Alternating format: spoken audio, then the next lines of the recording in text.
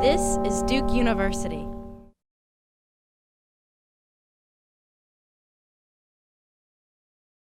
Hello, good afternoon. My name is Grace Sullivan. I work in the Office of Parent and Family Programs in the Dean of Students office.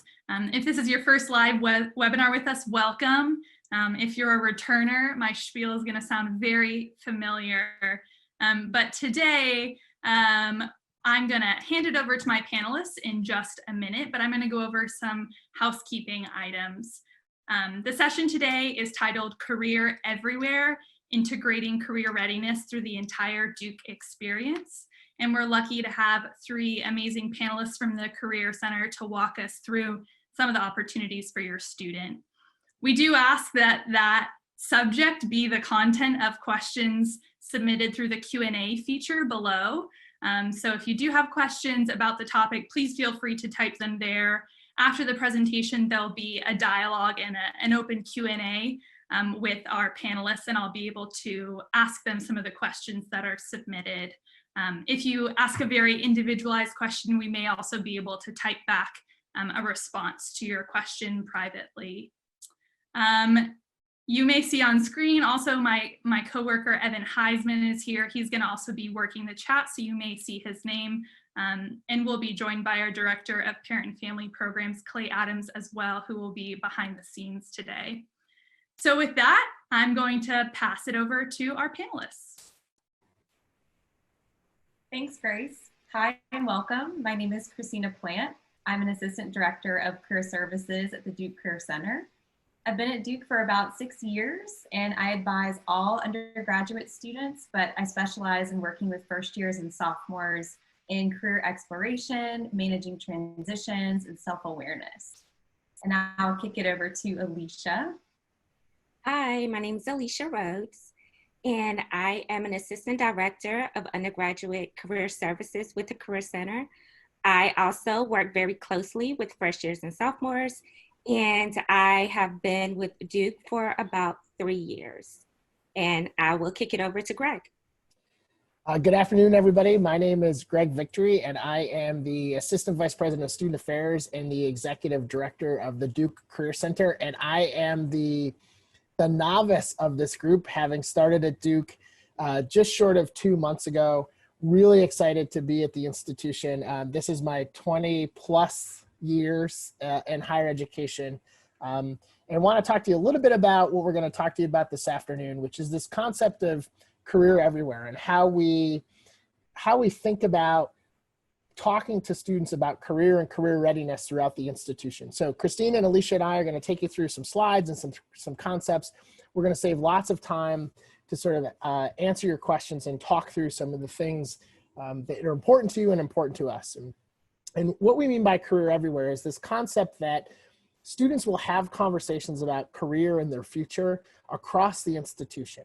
And we want to sort of connect those dots as much as possible. How are we supporting faculty members who are interested in having a conversation with students, but sort of feel like they need a little bit more? What's our connection to their academic advisors as they think about choosing majors and those majors connecting to potential career opportunities? How are we working with student groups and organizations? How are we tapping into the multitude of Duke alums who want to be a part of this process? So part of what we're saying is this is an entry point. Their first year at Duke is the beginning of this experience, and we're here to sort of coach and advise them through this particular process. One of the things I like to start with is the realistic nature that we know that based on current data, 86% of students say they make their choice of college related to their belief that that college is going to help them get a job post-graduation. That is a significant change from the 20 years I've been in this field, where students were more interested in other parts of their education when they chose a particular institution. But they're choosing schools because they feel like that school is going to help them get a better job. But the reality is they're entering this particular experience with a very narrow set of understanding of what's out there, right? And this quote sort of takes that all into consideration for me, that we're asking them to make crucial choices about their career and work without sort of infusing in them and supporting them in the process of their own self-knowledge, their own self-discovery, their understanding, and sort of expanding their reach on what is exactly out there. So what we talk about a lot, particularly with first year students and sophomores, is let's do some exploration. You know, you may have an experience where you understand that there's this particular career field, but there's all these other options too. And we want to talk to them about how they're taking their entire Duke experience and navigating that and thinking about what they love and maybe what they don't like and how that all comes together and helping them navigate an internship, research opportunities, experiential learning, and then postgraduate opportunities, whether that be full-time employment or graduate school. So I know, because I've been doing this a long time, that one of the things that families always want to know is my kid going to get a job? Are they going to get out of my basement? Am I going to send them to Duke for 4 years and they're going to come back and live for me for the rest of their life? Is this an investment? So just a couple quick statistics. I'm not going to spend a lot of time on this. This actually will be going up on our website in the next couple days. But in reality, of the students surveyed during senior survey, 68% of them reported full-time employment, 18% were headed to graduate or professional school. Those are connected to sort of competitor schools for us. You know, it's around that 16 to 18% of students who go on right to, whether that might be a master's degree, a PhD program, law school, and in some cases medical school. I will say to Duke undergrads often go on and get a graduate degree, but not all of them do so right after graduation. 8% of them, actually 7 of that 8% being in a sort of field of volunteer service, whether that was Teach for America, AmeriCorps, Peace Corps, and then another 1% or so in military service. And then at this point, right, in spring of their senior year, some of them were still sort of undecided. And then you get a sense of where they span across industries, right? And these are the sort of buckets of most popular sort of industries, but students go to a lot of different places and have a lot of different opportunities. So this is the industry, not necessarily the job title. So that may be somebody who actually works in communications in finance, doesn't mean that that person necessarily is an analyst in the finance world. So the reality is students get jobs, and they get jobs regardless of what their major is. And they work in a variety of different fields and a variety of different backgrounds, and they attend some of the best graduate professional schools in the world.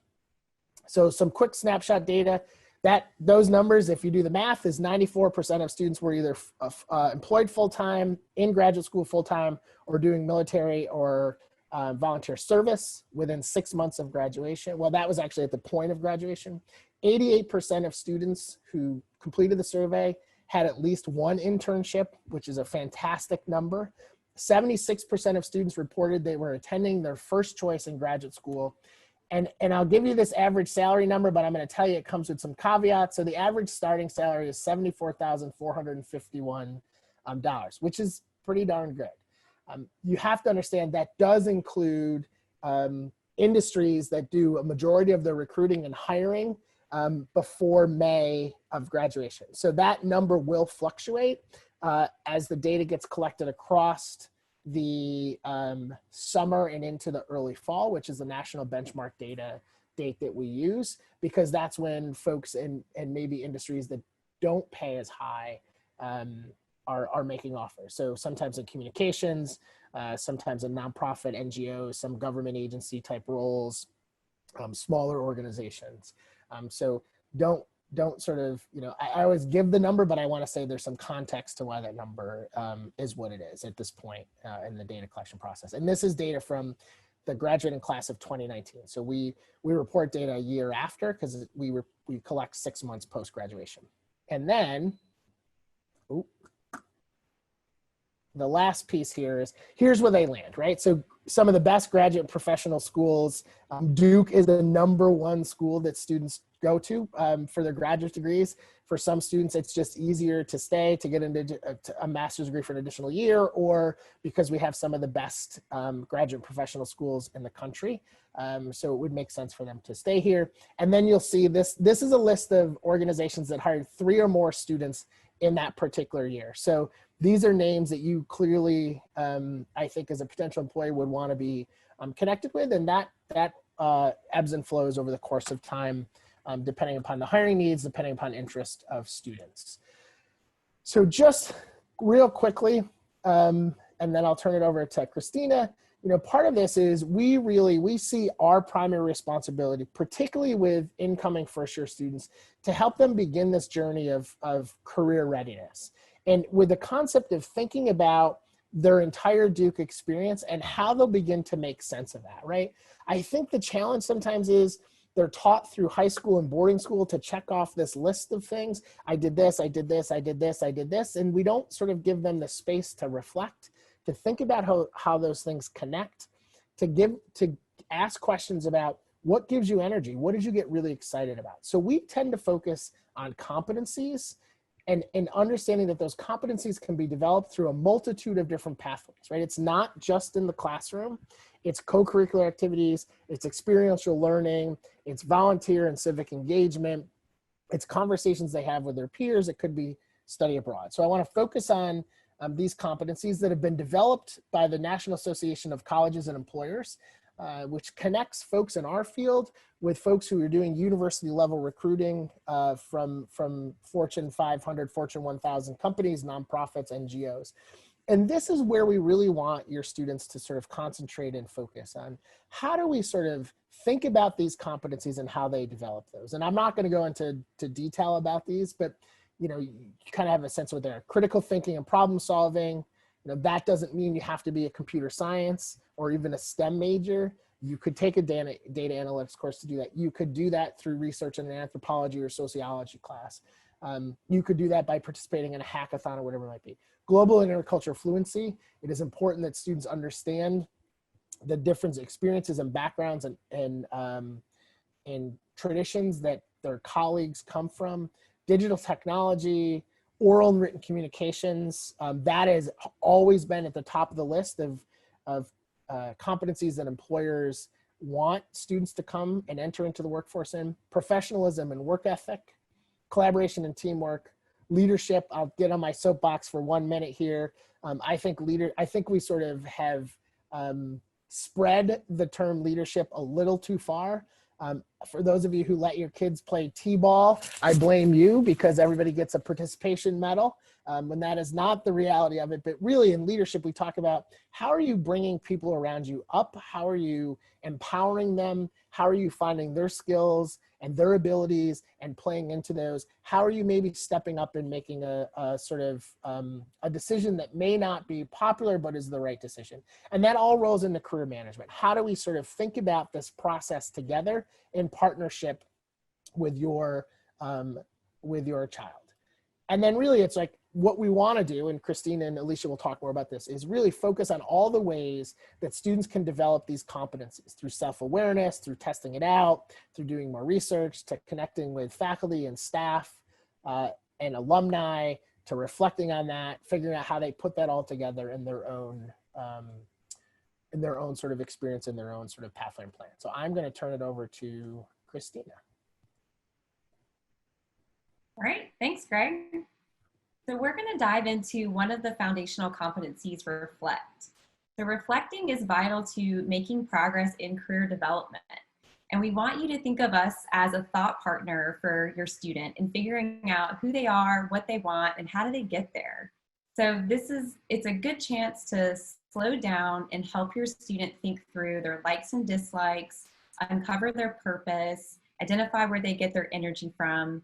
And it can also help clarify goals and interests and be more intentional about where they spend their time. Because I know there's a lot of options to sort through at Duke. So this is one of the ways that they can kind of sort through those things.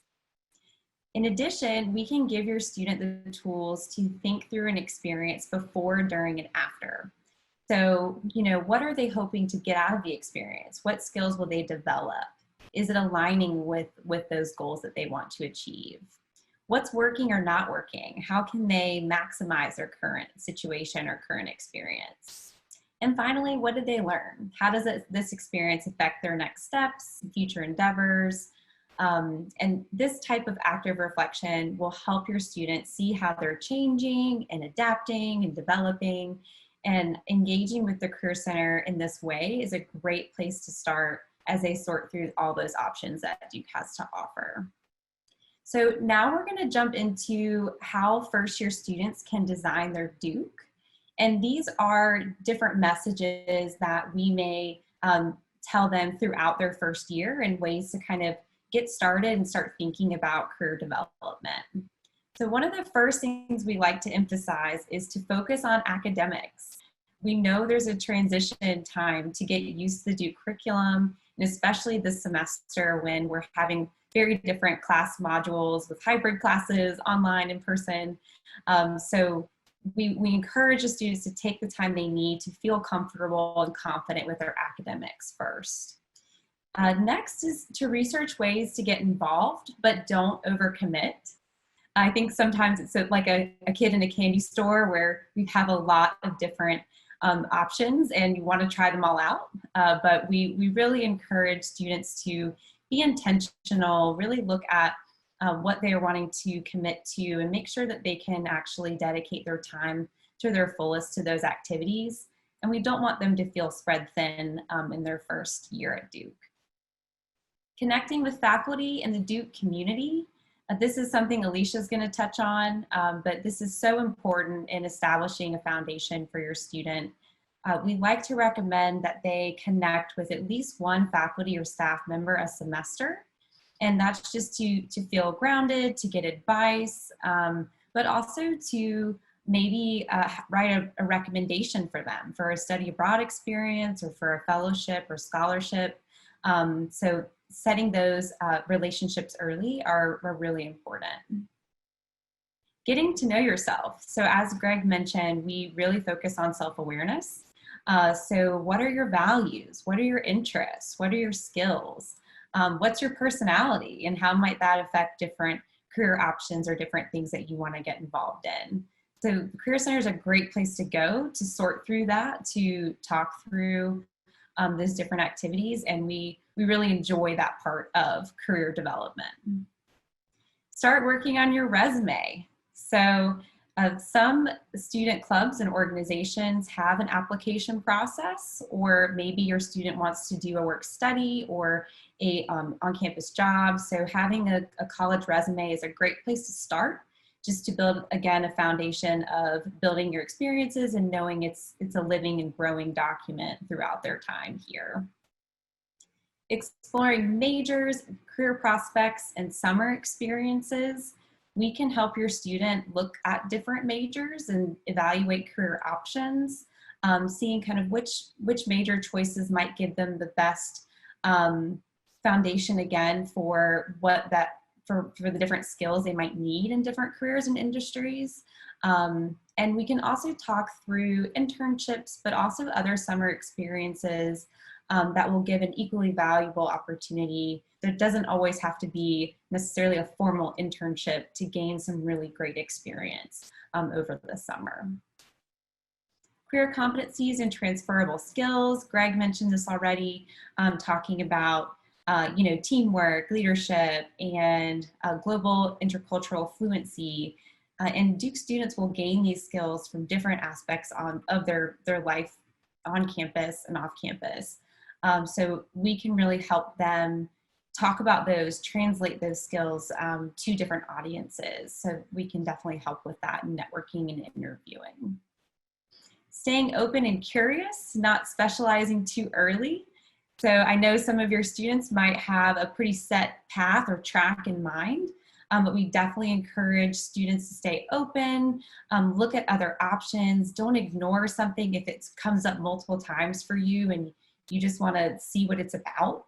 And we find also that it's less disruptive if maybe later down the road plans need to change or adapt, or your student is changing and they have different interests.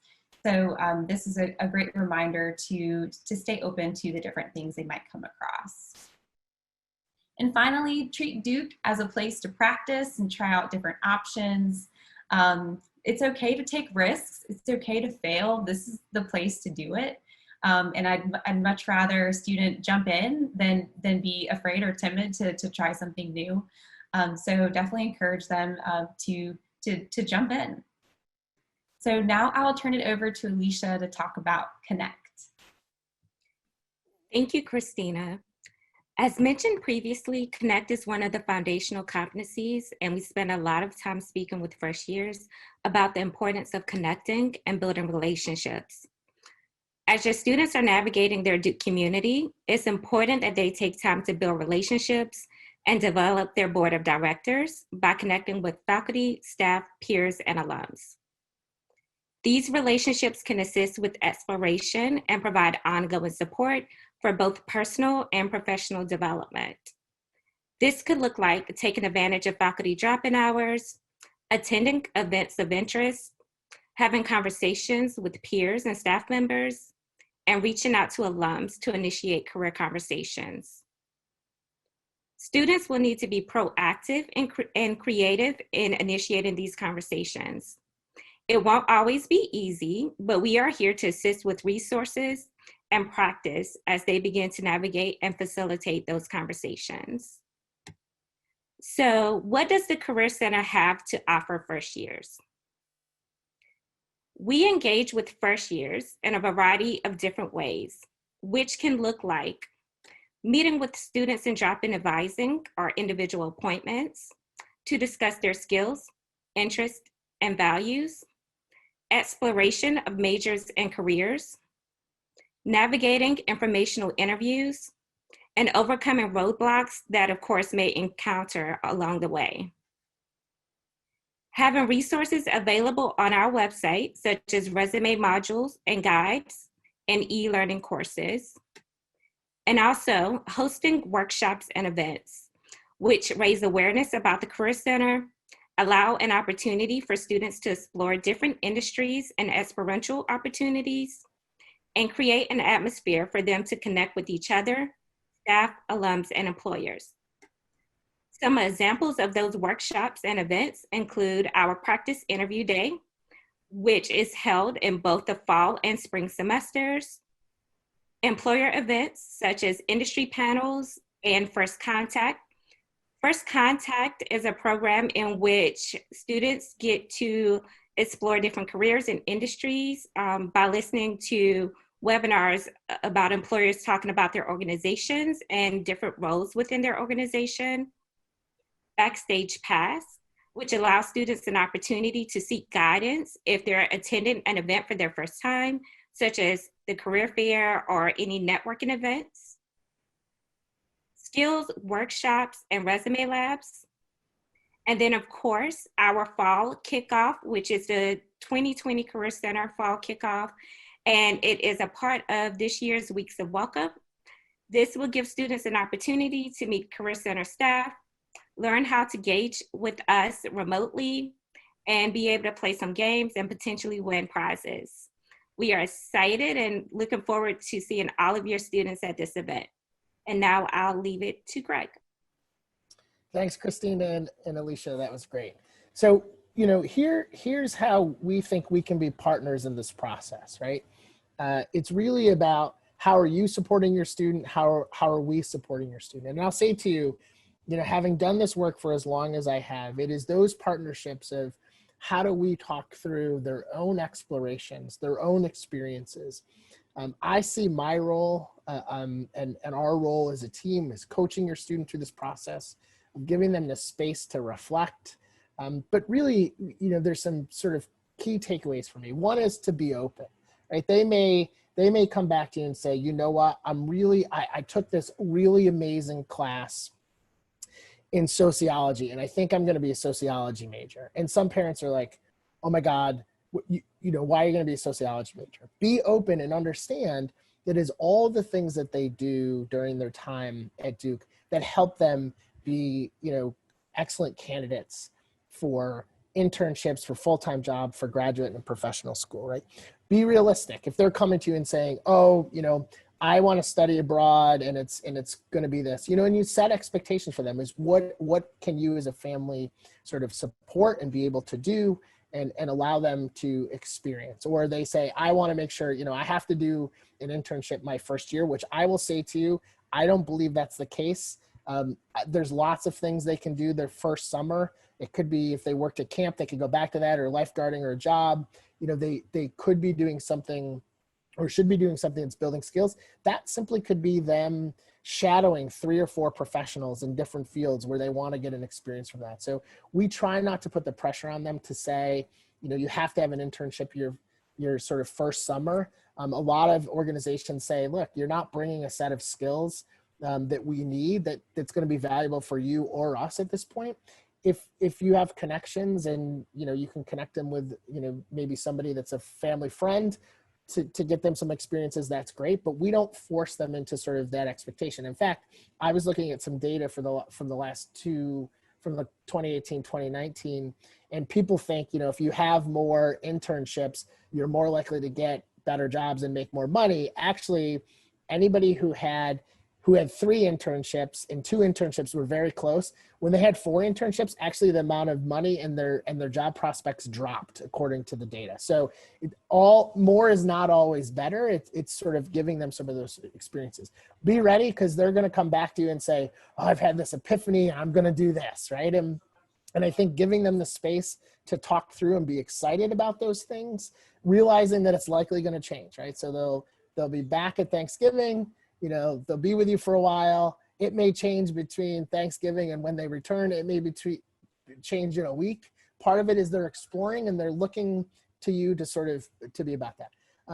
I say be vigilant, and be vigilant in the way of you're paying attention to your own biases that you may be applying to them, right? That when I started looking for my first job, it is clearly different today than it was 20 years ago. There are so many more fields of opportunity than there ever were before, and new ones expanding all the time. Think about, how do I, as a family member, frame my own understanding of this in a way that doesn't reflect totally on them and put bias towards them. Be supportive. You're doing that already. You're fantastic at this. It will be challenging as they come through this process. And then for us, be a partner, right? We do this work because we care about college age students. I always make the joke, we don't do this work because it is financially lucrative. We do this work because we care. We want them to succeed, and we want to work, with you around that, to sort of encourage them to talk to somebody at the Career Center or an academic advisor or somebody else if they're asking you questions that you may not have the answer for, or you may think, hey, I may have an answer, but it may be hyper focused on pushing them towards one career path or another.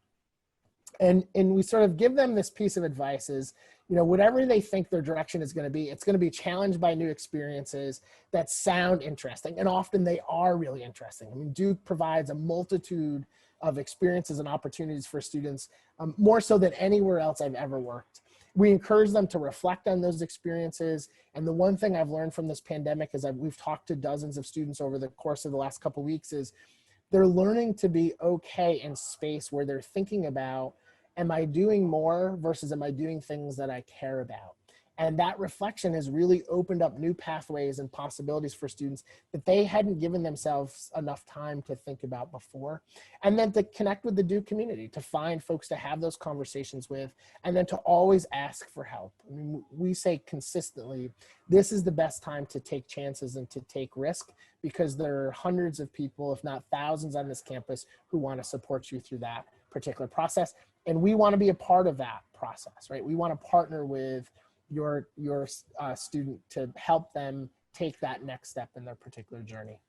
So in short, we want to say congratulations, welcome to the Duke family, and we are excited to work with your son or daughter as they explore everything that Duke has to offer.